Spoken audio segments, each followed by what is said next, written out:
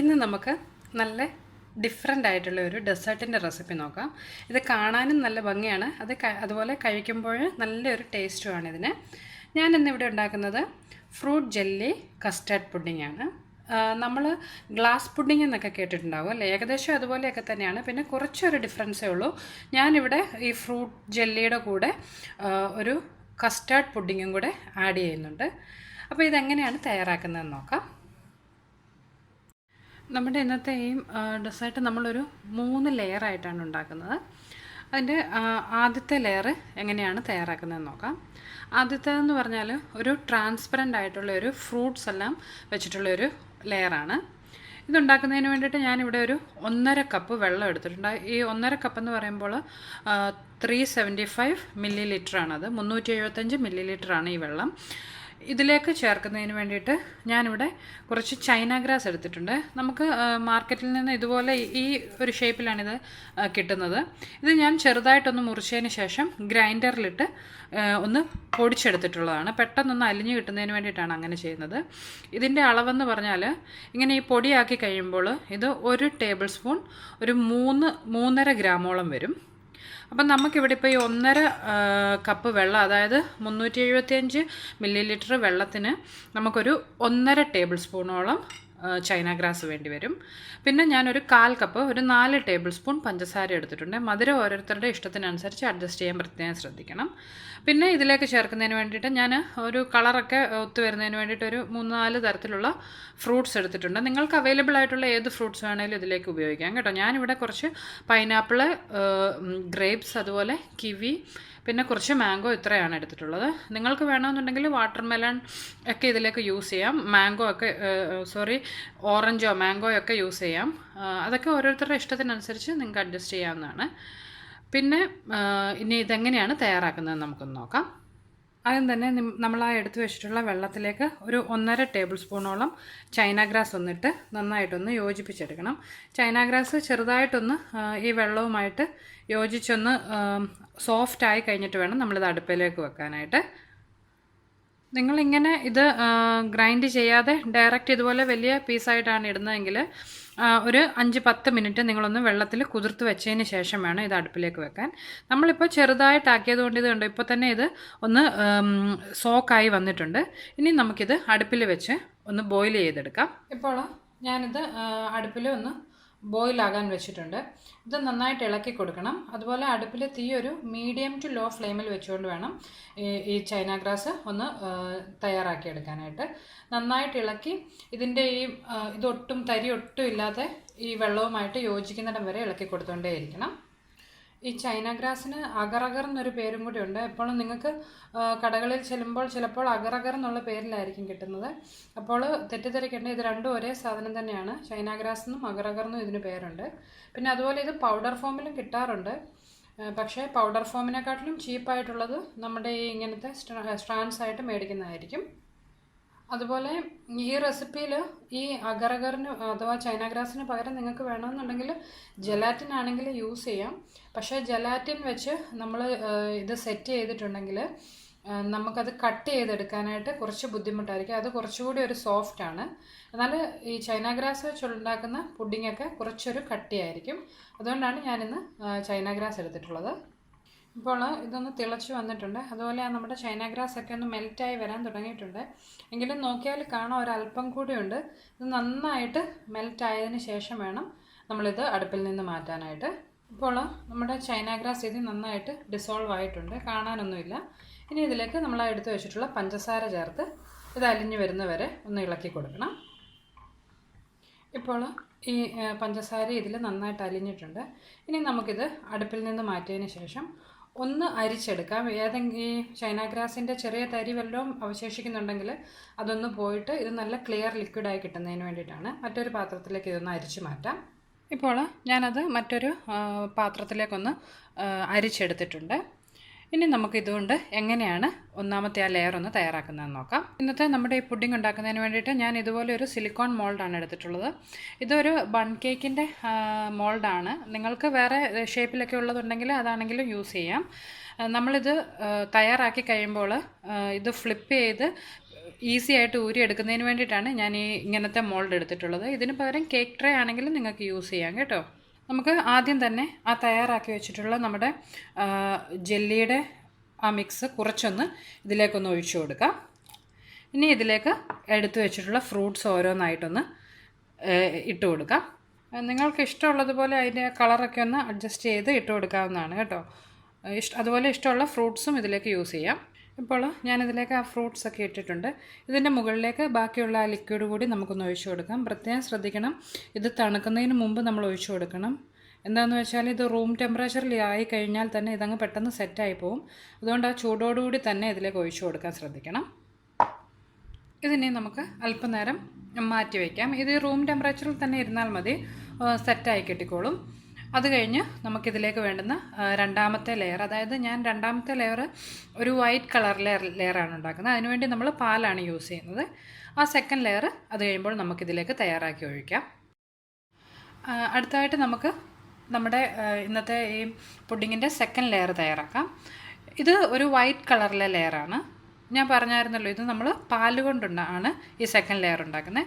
അതിന് വേണ്ടിയിട്ട് ഞാനിവിടെ ഒരു 3/4 കപ്പ് പാലും ഒരു 1/4 കപ്പ് വെള്ളവും എടുത്തിട്ടുണ്ട്. രണ്ടും കൂടി ഒരു 250 ml, 180 ml പാലും ഒരു 60-70 ml വെള്ളവും എടുത്തിട്ടുണ്ട്. പിന്നെ ഇതിലേക്ക് ചേർക്കുന്നതിന് വേണ്ടിയിട്ട് 1 ടേബിൾ സ്പൂൺ ചൈന ഗ്രാസ് ഇങ്ങനെ പൊടിയാക്കി എടുത്തിട്ടുണ്ട്. പിന്നെ ഒരു 3 ടേബിൾ സ്പൂൺ പഞ്ചസാര എടുത്തിട്ടുണ്ട്. കുറച്ച് വാനില എസൻസ് വേണം. നിങ്ങളുടെയൊക്കെ ഇഷ്ടത്തിനനുസരിച്ച് മധുരം അഡ്ജസ്റ്റ് ചെയ്യാൻ പ്രത്യേകം ശ്രദ്ധിക്കണം. നമുക്ക് ആദ്യം എടുത്തു വെച്ചിട്ടുള്ള ചൈന ഗ്രാസും വെള്ളവും കൂടി ഒന്ന് യോജിപ്പിച്ച് ഒരു 5 മിനിറ്റ് വയ്ക്കാം. ഇപ്പോൾ ഒരു 5 മിനിറ്റ് കഴിഞ്ഞിട്ടുണ്ട്. ഈ ചൈന ഗ്രാസ് കുറച്ചൊന്ന് സോഫ്റ്റ് ആയിട്ടുണ്ട്. ഇത് നമുക്ക് ഈ പാലുമായിട്ടൊന്ന് യോജിപ്പിക്കാം. ഇതും നമ്മളിനി ആദ്യം ചെയ്തതുപോലെ തന്നെ അടുപ്പിൽ വെച്ച് ചൈന ഗ്രാസ് മെൽറ്റായി വരുന്നത് വരെ ഒന്ന് ബോയിൽ ചെയ്തെടുക്കണം. ഇപ്പോൾ ഞാൻ സോസ്പാന് അടുപ്പിൽ വെച്ചിട്ടുണ്ട്. ലോ ടു മീഡിയം ഫ്ലെയിമിൽ വെച്ചുകൊണ്ട് വേണം നമ്മളിത് തിളപ്പിച്ചെടുക്കാൻ. അതുപോലെ ഈ ചൈന ഗ്രാസിൻ്റെ ഒരു റേഷ്യോ എന്ന് പറഞ്ഞാൽ 500 ml ലിക്വിഡിന് 10 മില്ലിഗ്രാം ചൈന ഗ്രാസ് ആണ് നമ്മൾ സാധാരണയായിട്ട് യൂസ് ചെയ്യുന്നത്.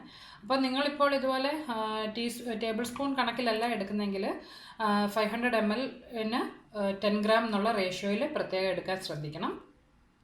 ഇത് മെൽറ്റായിട്ട് കിട്ടാനായിട്ട് കുറച്ച് സമയം എടുക്കും ഈ ചൈന ഗ്രാസ്. അതുകൊണ്ട് നിങ്ങൾ കണ്ടിന്യൂസ് ഇത് ഇളക്കി കൊടുത്തുകൊണ്ടിരിക്കണം. അതുപോലെ ഇടയ്ക്കൊന്ന് നോക്കണം, നമ്മുടെ ഈ സ്പാച്ചുലയിൽ എടുത്ത് നോക്കണം. ഇതുപോലെ കാണാതെ നല്ല കംപ്ലീറ്റ്ലി ഡിസോൾവ് ആവുന്നത് വരെ ഇളക്കി കൊടുക്കണം. പിന്നെ ഒരു ഇമ്പോർട്ടൻറ്റ് കാര്യം കൂടിയുണ്ട്. ഈ ചൈന ഗ്രാസ് എന്ന് പറയുന്നത് പ്ലാന്റ് ബേസ്ഡ് ആണ്. അതുകൊണ്ട് വെജിറ്റേറിയൻസിന് യൂസ് ചെയ്യാം. ജെലാറ്റിൻ ആനിമൽസിൽ നിന്നാണ് നമ്മൾ എടുക്കുന്നത്. അതിൻ്റെ ബോൺസിൽ നിന്നൊക്കെയാണ് അത് എടുക്കുന്നത്. അതുകൊണ്ട് അതൊരു നോൺ വെജിറ്റേറിയൻ ആയിട്ടുള്ളതാണ്. അതുകൊണ്ട് വെജിറ്റേറിയൻസ് സാധാരണ അത് യൂസ് ചെയ്യാറില്ല. അപ്പം ഇന്നത്തെ ഈ നമ്മുടെ റെസിപ്പി വെജിറ്റേറിയൻസിനും നോൺ വെജിറ്റേറിയൻസിനും ഒരുപോലെ ഫോളോ ചെയ്യാൻ പറ്റുന്നതാണ് കേട്ടോ. ഇപ്പോൾ നമ്മുടെ ചൈന ഗ്രാസും അതുപോലെ പാലും കൂടി ഒന്ന് ഒരുമിച്ച് ചേർന്നിട്ടുണ്ട്. ഇത് ഒരു 3/4 ഭാഗത്തോളം ഡിസോൾവ് ആയിട്ടുണ്ട്. ഒരു 1-2 മിനിറ്റ് കൂടി നമുക്കിത് നന്നായിട്ട് ഇളക്കി കൊടുത്തതിന് ശേഷം ഇതിലേക്ക് പഞ്ചസാര ചേർത്ത് കൊടുക്കാം. ഇതിലേക്ക് ഞാൻ ആ പഞ്ചസാര ഒന്ന് ചേർത്ത് കൊടുക്കുകയാണ്. മധുരം നിങ്ങളുടെ ഇഷ്ടത്തിനനുസരിച്ച് അഡ്ജസ്റ്റ് ചെയ്യുക. ഞാനിവിടെ ഒരു 3 ടേബിൾ സ്പൂൺ പഞ്ചസാരയാണ് ചേർത്തിട്ടുള്ളത്. ഇതിപ്പോൾ ആവശ്യത്തിനൊന്ന് തിളച്ച് ആ ചൈന ഗ്രാസൊക്കെ ഒന്ന് മെൽറ്റായിട്ടുണ്ട്. നമുക്കിതും ആദ്യം ചെയ്തതുപോലെ തന്നെ മറ്റൊരു പാത്രത്തിലേക്കൊന്ന് അരിച്ചെടുക്കാം. തരി പോലെ വല്ലോ ചൈന ഗ്രാസിൻ്റെ അംശം ഉണ്ടെങ്കിൽ അതൊന്ന് പോയി കിട്ടുന്നതിന് വേണ്ടിയിട്ടാണത്. ഇതിപ്പോൾ ഞാനിതുപോലെ മറ്റൊരു പാത്രത്തിലേക്കൊന്ന് അരിച്ചെടുത്തിട്ടുണ്ട്. ഇതിലേക്കൊരു ഫ്ലേവറിന് വേണ്ടി നമുക്കൊരു 1/2 ടീസ്പൂൺ വനില എസൻസ് കൂടി ചേർത്തൊന്ന് യോജിപ്പിച്ചെടുക്കാം. അതിനുശേഷം ഈ പാലിൻ്റെ മിക്സ് നമുക്ക് ആദ്യം തയ്യാറാക്കി വെച്ചിട്ടുള്ള ആ ട്രാൻസ്പെറൻറ്റ് മിക്സിൻ്റെ മുകളിലേക്ക് ഒഴിക്കുക. ഇതിപ്പോൾ നോക്കിയാൽ കാണാൻ കണ്ടോ, ഇത് ഓൾറെഡി കുറച്ച് നേരം പുറത്തിരുന്നപ്പോൾ തന്നെ നന്നായിട്ട് സെറ്റായിട്ടുണ്ട്. എങ്കിലും ഇത് സ്പ്ലിറ്റായി പോകാതിരിക്കുന്നതിന് വേണ്ടിയിട്ട് ഇതുപോലെ ഒരു സ്പൂൺ വെച്ചതിന് ശേഷം നമുക്ക് പതുക്കെ ഒഴിച്ചു കൊടുക്കാം. ഈ ചൂട് പോകുന്നതിന് മുമ്പ് തന്നെ നിങ്ങളിത് ഒഴിച്ചു കൊടുക്കാൻ പ്രത്യേകം ശ്രദ്ധിക്കണം.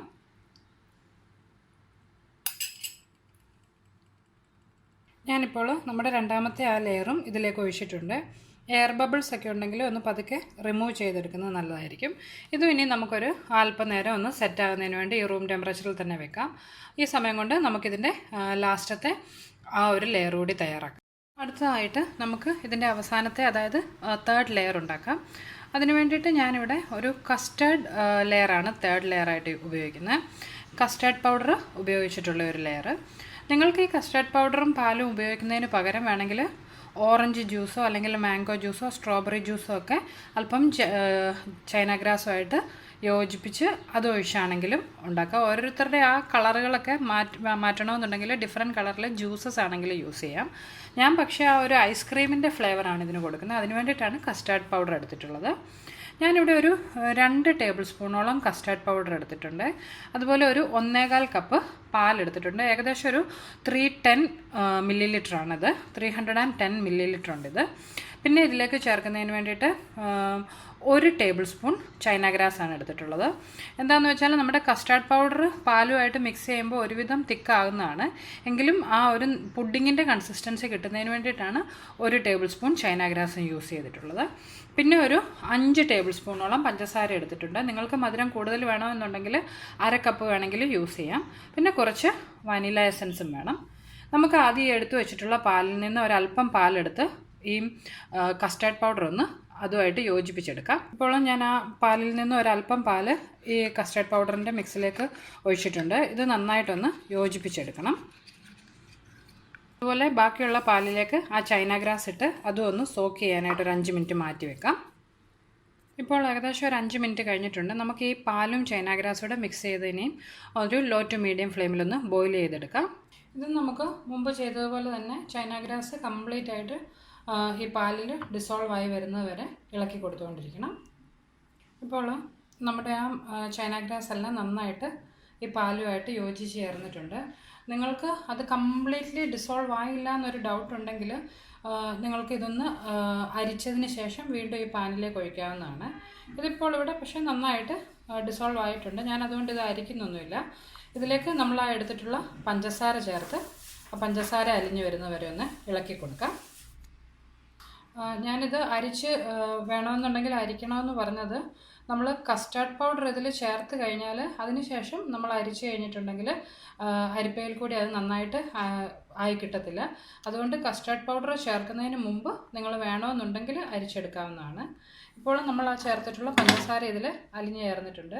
ഇതിലേക്ക് നമ്മൾ ആദ്യം തയ്യാറാക്കി വെച്ചിട്ടുള്ള ആ അല്പം പാലും കസ്റ്റാർഡ് പൗഡറും കൂടിയുള്ള ആ മിശ്രിതം ഒന്ന് ഒഴിച്ചു കൊടുക്കാം. നമ്മൾ അടുപ്പിൽ ഒരു ലോ ടു മീഡിയം ഫ്ലെയിമിൽ വെച്ചുകൊണ്ട് വേണം ഇതെല്ലാം ചെയ്യാനായിട്ട്. ഇല്ലെങ്കിൽ പാല് പെട്ടെന്ന് അങ്ങ് തിളച്ച് പോകും. ഇതൊന്നും ആവശ്യത്തിന് കുക്കായി കിട്ടത്തുമില്ല. നമുക്കിനിയും ഇതൊന്ന് കുറുകി വരുന്നിടം വരെ ഒരു 5 to 10 മിനിറ്റ്സ് ലോ ഫ്ലെയിമിലൊന്ന് ഇളക്കി കൊടുത്തുകൊണ്ടിരിക്കാം. 5 to 10 മിനിറ്റ്സ് ഒന്നും വേണ്ട, ഒരു 5-6 മിനിറ്റ് ആകുമ്പോൾ തന്നെ ഇത് നന്നായിട്ട് കുറുകി വരാൻ തുടങ്ങും. ഇതിപ്പം ചെറുതായിട്ടൊന്ന് തിക്കാകാൻ തുടങ്ങിയിട്ടുണ്ട്. ഈ കസ്റ്റാർഡ് പൗഡർ ഒന്ന് വെന്തിട്ടുണ്ട്. ഇതങ്ങ് വല്ലാതെ തിക്കാകാനായിട്ട് നിൽക്കരുത്. അതിന് മുമ്പ് തന്നെ ഇതിലേക്ക് നമുക്ക് വാനില എസൻസ് ഒഴിച്ചു കൊടുക്കാം. ഏകദേശം ഒരു 1 ടീസ്പൂണോളം വാനില എസൻസ് ഞാൻ ഇതിലേക്ക് ഒഴിക്കുകയാണ്. ഇതൊന്ന് യോജിപ്പിച്ചതിന് ശേഷം നമുക്ക് അടുപ്പിൽ ഫ്ലെയിം ഓഫ് ചെയ്ത് ഇത് മാറ്റാവുന്നതാണ്. ഇതിനി സെറ്റാകുന്നതിന് മുമ്പ് തന്നെ നമ്മളുടെ ഈ പുഡിങ്ങിൻ്റെ മുകളിലേക്ക് ഒഴിച്ചു കൊടുക്കുക. ഇപ്പോൾ നോക്കിയാൽ കാണാം നമ്മുടെ രണ്ടാമത്തെ ലെയർ ഇവിടെ സെറ്റായി വന്നിട്ടുണ്ട്. ഒരു തവി കൊണ്ട് നമുക്കിതൊന്ന് സ്പ്രെഡ് ചെയ്ത് കൊടുക്കാം.